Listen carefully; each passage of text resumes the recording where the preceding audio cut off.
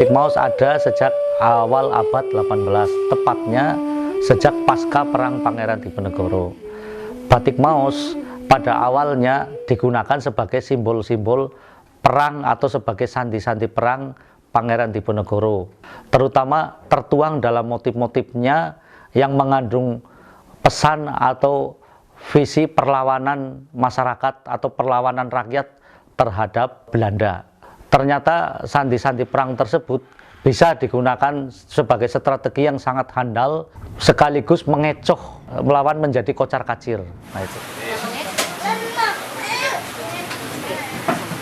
Batik Maus Raja Samas berdiri pada tahun 2007 akhir gitu.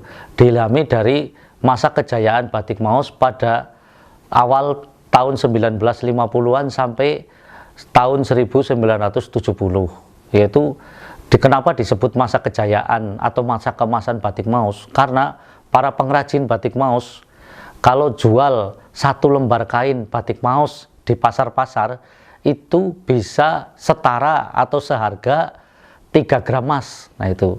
Tapi setelah awal tahun 80-an Batik Maus mengalami mati suri. Nah itu karena kalah bersaing dari batik yang ada dari Pekalongan maupun dari batik Solo, yaitu yang jelas mempunyai harga yang murah atau rendah daripada Batik Maus. Nah itu mulanya terinspirasi dari itu pada awal tahun 2007 saya dan istri saya itu berinisiatif gitu untuk membangkitkan kembali Batik Maus yang udah mati suri tersebut. Itu awalnya kita mencari pengrajin Batik Maus itu sangat sulit karena mereka udah trauma pada tahun 1980-an tersebut, yaitu istilahnya bolak-balik diangkat oleh pemerintah, ternyata tidak sukses atau gagal itu. Dan sampai akhirnya kita berjuang mencari pengrajin yang mau, itu dapat 1 orang. Itu lama-kelamaan karena kuatnya keinginan kita untuk membangun kembali Batik Maus, akhirnya kita dapat sampai 20 orang. Nah itu berkisar pada tahun 2008. Nah itu setelah kita disuruh pameran oleh Kementerian Perindustrian di pameran Adiwastra Nusantara Nasional, itu pengrajin Batik Maus terus bertambah gitu, dari 20 orang menjadi 40 dan sekarang menjadi 80.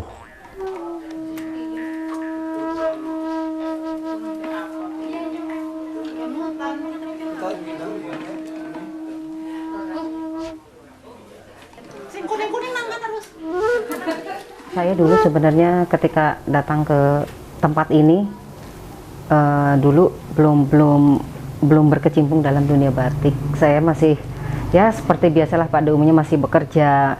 Saya masih menjadi seorang pengajar karena saya dulu juga kan masih ngajar di SMK, masih dosen di STT Wirotomo. Tapi ketika waktu itu buyer saya datang dari Rochester, kemudian saya kasih batik khas Maus, ternyata dia suka sekali. Kemudian dari situ dia kepingin lagi gitu. Dan dari situ saya berpikir, oh ternyata Batik Maus ini punya pasar, ada peluang untuk dikembangkan. Akhirnya saya bersama suami mencoba untuk mulai mencari yang pada awalnya sulit sekali mencari pembatik. Dari mulai kita mengumpulkan di balai desa, kemana, cuma dapat 1. Kemudian, tetapi kita nggak pantang menyerah, artinya terus mencari dari 1 jadi 5, jadi 20, jadi 60, dan sekarang alhamdulillah ibu-ibu sudah tergabung menjadi 80 orang. Nah itu pun dalam proses pencarian yang begitu panjang kalau menurut saya, karena saya nggak bosan-bosan mengetuk setiap rumah ibu-ibu itu untuk mau membatik. Kemudian dari Kepala Desa Maus Lor pun dia sangat support sekali, karena Batik Maus ini ternyata dia sudah ada dari zaman dulu dan kita harus mengembangkannya. Dari situ saya berpikir, wah ternyata ini adalah suatu warisan budaya yang memang harus kita lestarikan. Dan jadi akhirnya saya mencoba masuk ke dalam dunia batik full dengan meninggalkan sekolah tempat saya bekerja, dengan meninggalkan atribut saya sebagai dosen dan sebagai guru, dan saya full untuk batik ini. Saya pernah pada tahun 2008 ketika saya ditawarin dari Yayasan Batik Indonesia untuk berpameran di Jakarta. Waktu itu adalah Adiwastra Nusantara. Saya belum tahu pamerannya itu seperti apa. Dan ketika itu saya hanya punya batik 200 stok dan 2 koper. Saya tidak berpikir untuk pajangan atau gimana, saya tidak berpikir, yang penting saya berangkat. Nah, ketika saya masuk ke JCC, saya aneh dan saya takut. Artinya saya malu melihat semuanya itu begitu wah, dengan bawa lemari, dengan bawa menokwin, dengan bawa gawangan. Sementara saya cuma bawa 2 koper dan saya bingung menata stand saya yang 3x3 mau diapain dan mau diseperti apain. Kemudian saya koordinasi dengan suami saya, "Mas, kok orang lain bawa banyak banget ya, bawa standnya bagus-bagus, dihias. Saya cuma bermodal 2 koper yang nggak punya apa-apa untuk majang." Akhirnya suami saya berkata bahwa kita mau maju atau tidak maju, disinilah saatnya. Akhirnya saya memberanikan diri dengan bismillah, walaupun cuma disampai, artinya cuma di klip-klip aja disampai, dan saya tata semaksimal mungkin. Dalam waktu 3 hari batik saya habis. Dari situ saya yakin ternyata masih ada punya pasar. Selain saya harus kirim keluar, ternyata lokal pun batik Maus ini punya tempat.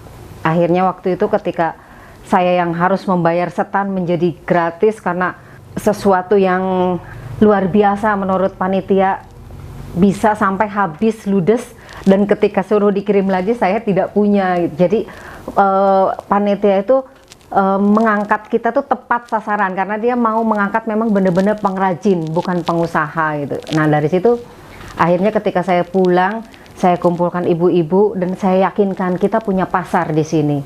Kita bisa maju ya dengan sedikit-sedikit, alhamdulillah bertahap. Saya mencoba menata, kemudian 2009 ketika ada tentang kepeloporan, saya mencoba untuk mengajukan dari pihak kabupaten. Ya alhamdulillah kita bisa menjadi juara 1 tingkat nasional juga untuk kategori kewirausahaan. Kemudian dari situ ya batik Maus semakin berkembang. Kita pernah dikirim untuk mewakili ASEAN di Jordania, kita pernah ke India, ke Bangladesh. Ya sebagai konsekuensi dari saya sebagai pemuda pelopor karena batik. Jadi karena batik Maus ini kita dipromosikan terus oleh pemerintah. Mungkin ketika saya diskusi dengan almarhum Pak Iwan Tirta masalah batik Maus ini, beliau sangat tertarik sekali untuk mendalami tentang batik Maus. Cuma sayang sekali mungkin usianya yang sudah tidak kesampaian. Jadi kami belum berdiskusi banyak tentang batik Maus, tapi dia sangat support sekali tentang keberadaan batik Maus ini.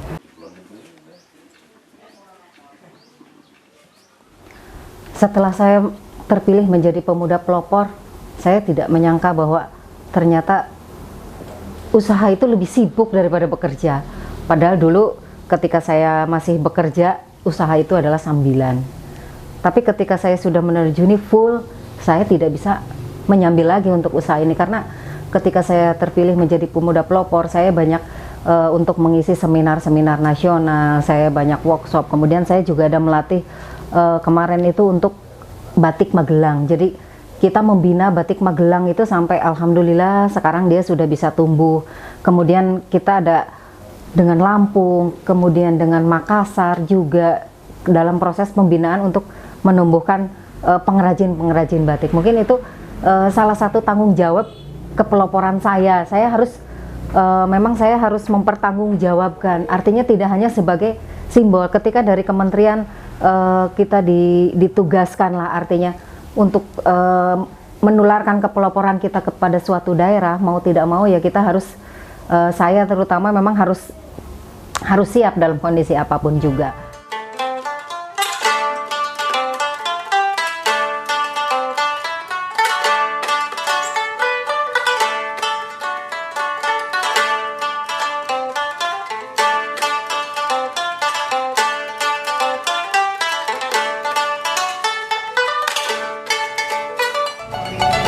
pertama itu kompor, wajan, terus malam, penggawangan, samping, terus bahan batik itu kain dari kain mori, istilahnya katun atau primisima, sutra, ya bisa untuk batik.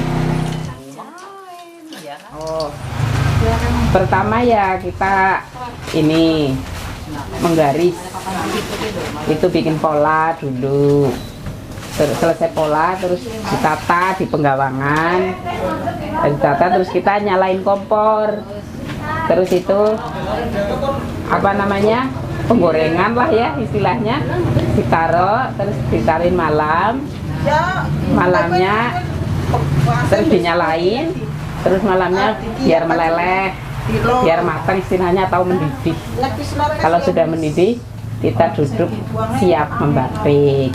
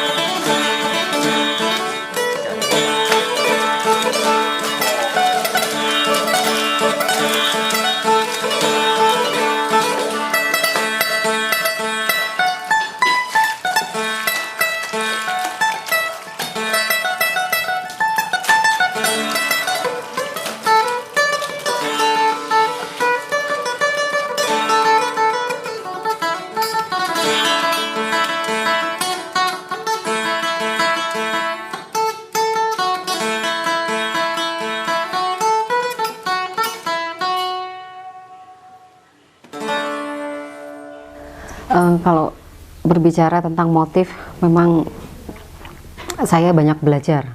Saya banyak belajar bertanya kepada ibu-ibu, kenapa sih ini motif klasik seperti ini? Dan jawaban dari ibu-ibu selalu, oh ini udah warisan dari nenek moyang. Dan hal itu membuat saya tidak puas. Waktu pada saat awal ketika saya melihat ke pengrajin-pengrajin batik yang lain, kok bisa dia menciptakan motif yang lain, yang tidak harus selalu klasik, yang begitu ditanya kalau di sini, wah batiknya seperti ini dari dulu, tapi aku ingin mendobrak hal yang seperti itu. Akhirnya saya mengadakan riset, kemudian saya mencoba untuk melihat studi kelayakan lah secara ilmiah gitu. Saya mengadakan penelitian, masih bisa nyambung, tapi ketika orang yang seusia-usia saya, seusia-usia 20-an. Mereka enggan memakai motif itu dengan alasan wah motifnya terkesan tua. Nah itu suatu tantangan bagi saya. Jadi begitu saya mengadakan studi kelayakan, mengadakan penelitian, ternyata orang muda itu suka motif yang dia lebih kontemporer, suka motif yang kecil-kecil, kemudian yang tidak beralur cerita, suka yang motif memang artinya dia suka yang sesuatu yang beda gitu, yang mendobrak. Jadi cuma hanya dari satu tema tapi dari gambar tidak menceritakan sesuatu yang bercerita. Ternyata orang muda itu sukanya seperti itu. Waktu itu saya mengambil satu tema. Coba saya akan mengambil satu tema buah. Dan saat itu ketika saya tanya-tanya di Banyumas ada buah yang namanya langka, itu namanya buah gowok. Nah, tahun 2008 saya mencoba membuat buah gowok dengan satu tema tok buah gowok saja tanpa ada alur cerita bagaimana buah itu dari awal ditanam sampai akhirnya dipanen. Tidak seperti itu, tapi saya hanya mengatakan bahwa ini loh buah gowok yang memang bentuknya seperti ini. Dan waktu itu saya membuat buah gowok, kemudian saya tawarkan kepada Bupati Kabupaten Cilacap dan mendapat aplaus sekali. Ternyata Bupati pun menyukai. Kalau saya ini mungkin karena waktu itu rentang umur Bupati Kabupaten Cilacap belum terlalu tua mungkin, jadi dia begitu menyukai buah gowok itu. Akhirnya waktu itu dia memakai motif itu untuk seluruh Muspida Kabupaten Cilacap. Nah dari situ saya merasa punya kekuatan. Oh ternyata memang betul batas antara usia di bawah 45 dia lebih suka cenderung warna yang cerah, motif yang kecil, dan hanya cukup satu tema. Akhirnya dari situ saya banyak berjalan. Kalau setiap pagi saya jalan-jalan ke sawah, oh saya lihat sawah, lihat rumput, akhirnya saya bisa begitu pulang saya bisa menggambar, menciptakan motif ilalang. Kemudian saya jalan-jalan ke Teluk Penyu, ke Nusa Kambangan, saya lihat banyak penjual ikan, akhirnya saya bisa menciptakan motif yang memang di dalam batik saya itu ada berbagai macam ikan yang dijual di Nusa Kambangan, seperti ada kepitingnya, ada teluk, ada penyunya, ada ikan, pokoknya ada udang, ada apa. Kemudian saya ngelihat Nusa Kambangan, saya bisa menciptakan motif batu karang Nusa Kambangan. Kemudian saya main ke pendopo, saya ada simbol jala bumi, saya pun menciptakan motif jala bumi. Jadi memang penciptaan motif itu dari inspirasi itu muncul ketika saya jalan, kemudian ketika saya berenung, saya diskusi dengan orang-orang sekitar, dan saya banyak membaca referensi. Saya memang memfokuskan bahwa untuk satu batik itu saya hanya bikin satu warna dan satu desain. Itu karena memang komitmen saya. Karena apa? Karena saya berpikir kita membuat batik tulis ini begitu lama, kemudian prosesnya begitu sesuatu yang penciptaan rasa karsa itu kita tumpahkan, yang beli pun begitu mahal, dan saya harus menghargai itu. Makanya saya tidak mau membuat batik dengan motif yang sama kemudian warnanya nyeri gitu, seperti yang di pasar. Saya tidak mau seperti itu. Jadi untuk penghargaan, dan yang membeli pun merasa dihargai karena dia mempunyai produksi batik yang memang benar-benar limited lah. Ketika saya berdiskusi dengan almarhum Pak Iwan Tirta untuk pengembangan motif, ternyata dari motif klasik pun kita bisa menciptakan motif-motif baru. Jadi perkawinan antar motif dengan sistem diferensial. Saya jadi ingat waktu kuliah dulu, jadi diferensial itu ternyata pengkawinan motif satu dengan motif yang lain kita mix, kemudian kita ambil dari sini apanya, dari ini sini apanya, itu bisa menciptakan motif baru yang jumlahnya itu bisa ribuan dari 2 lembar kain. Ternyata itu adalah, ketika saya mempraktekkan, itu adalah ide yang sangat bagus sekali. Entrepreneur tuh nggak bisa berhenti hanya sampai di sini. Jadi kita harus terus belajar, mengenali sesuatu yang baru. Karena begitu kita berhenti, yang lain sudah berjalan. Jadi memang kita harus terus memacu diri kita sendiri.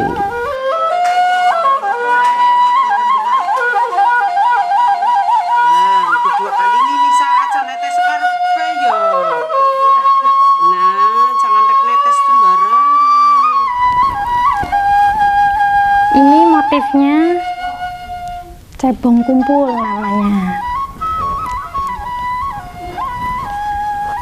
Sedangkan yang ini motifnya buntal galaran.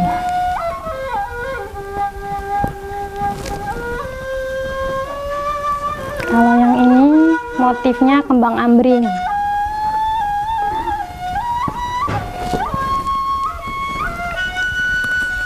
Kalau yang ini motif jagung sauntong.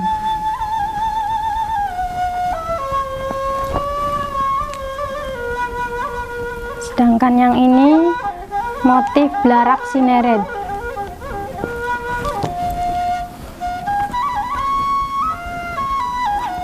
Yang ini motif parang kembang.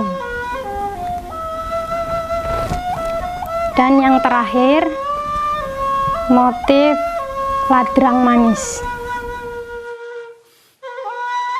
Peran pemerintah dalam Dinas Perindustrian yaitu membina, membantu, mengupayakan bagaimana supaya produk batik ini mempunyai kualitas yang lebih baik ya.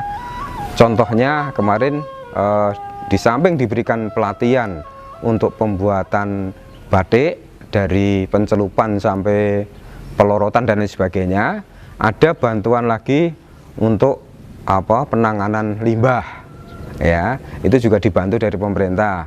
Kemudian juga bantuan untuk pengembangan ke konveksi, ini bantuan dari pemerintah khususnya dari Dinas Perindakop ya, ada yang anggaran pusat, anggaran provinsi maupun anggaran APBD 2. Di samping itu juga diikutkan di dalam kegiatan pameran-pameran, baik yang dilakukan di tingkat 2, di provinsi maupun di tingkat pusat, sehingga batik Maos ini sekarang tanpa diajak dengan pemerintah justru dia sudah dapat sudah tahu dan sudah dipanggil oleh IO untuk ada kegiatan pameran di mana saja selalu dipanggil ya.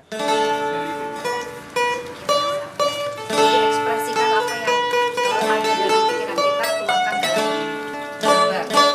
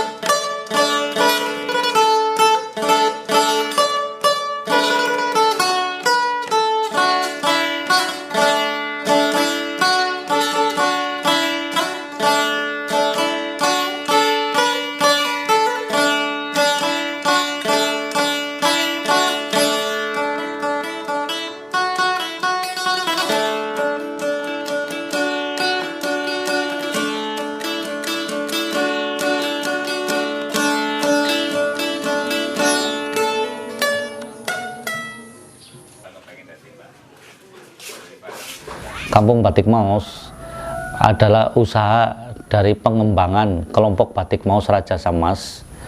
Di sini kami memang sangat memerlukan sekali Kampung Batik Maos sebagai pengembangan SDM yang ada pada personil kelompok Batik Raja Samas gitu. Kami sangat membutuhkan para pengrajin-pengrajin muda yang handal, karena kalau kita lihat para pengrajin Batik Maos sekarang umurnya udah di atas 40 tahun, dimana nanti kalau 10 tahun lagi ataupun 20 tahun lagi tidak ada regenerasi, berarti pengrajin Batik Maos akan mengalami mati suri lagi atau bahkan mengalami kepunahan. Itu salah satu cara untuk mengembangkan Batik Maos ini biar agar tetap lestari, tetap eksis, tetap bertahan, yaitu kita membangun Kampung Batik Maos ini gitu. Dimana di dalam Kampung Batik Maos ini ada semacam studi center yang kita sebagai inti dari Kampung Batik Maos, dimana studi center itu akan kami gunakan sebagai pembelajaran batik secara menyeluruh gitu. Kita akan mengenalkan batik di situ dari awal sampai akhir, dari proses pra pembatikan sampai finishing sampai batik itu bisa digunakan. Itu contohnya kita membuat canting. Nah, cara membuat canting itu kayak apa? Kita akan kenalkan. Cara membuat canting cap yang selama ini kita sebagai pengrajin itu awam. Gimana cara membuat canting cap? Di situ akan kita kenalkan. Terus cara membuat pewarnaan alam, di situ juga akan kita kenalkan secara detail, yaitu contohnya cara pembuatan pasta indigo. Itu kan teman-teman banyak kan kalau butuh pasta indigo untuk warna alam itu kita beli tapi tanpa mengetahui prosesnya. Nah, di situ kita dengan adanya studi center itu nanti kita akan mengenalkan secara detail proses-proses yang oleh para pengrajin batik yang dianggap awam. Nah, itu salah satunya kayak gitu. Kedua, Kampung Batik Maus itu juga sebetulnya permintaan dari konsumen-konsumen kita waktu kita pameran di luar negeri. Jadi mereka itu ingin belajar batik itu secara komplit kayak gitu, dan mereka itu juga ingin istilahnya datang ke Indonesia itu kalau dia ingin tidur di kampung batik ya berbaur dengan suasana pengrajin. Nah, itu salah satu tujuan kita membangun kampung batik. Iya, Raja Samas Batik di Desa Maus Kidul sebetulnya sebagai pendongkrak adanya batik ya, yang dari turun temurun dulu sudah pernah ada, dan juga banyak mendongkrak daripada ekonomi masyarakat Desa Maus Kidul tentunya, yang terutama penampungan tenaga kerja ibu-ibu wilayah Desa Maus Kidul. Banyak yang bekerja di Raja Samas Batik, juga mendongkrak juga popularitas batik di Desa Maus Kidul. Harapan saya ke depan itu dengan membawa batik Maus sebagai salah satu budaya nasional ini, pertama jelas masyarakat istilahnya tingkat kesejahteraannya bisa lebih meningkat gitu. Yang kedua itu mengurangi jumlah ibu-ibu yang ada di daerah Maus ini yang notabene sebagai pengrajin itu ke luar negeri gitu. Jadi dia bisa membantu mencari rezeki untuk suaminya di daerah sendiri gitu. Yang kedua, kita bisa istilahnya mengurangi pengangguran dari lulusan-lulusan SMP yang tidak mau melanjutkan ke SMA gitu.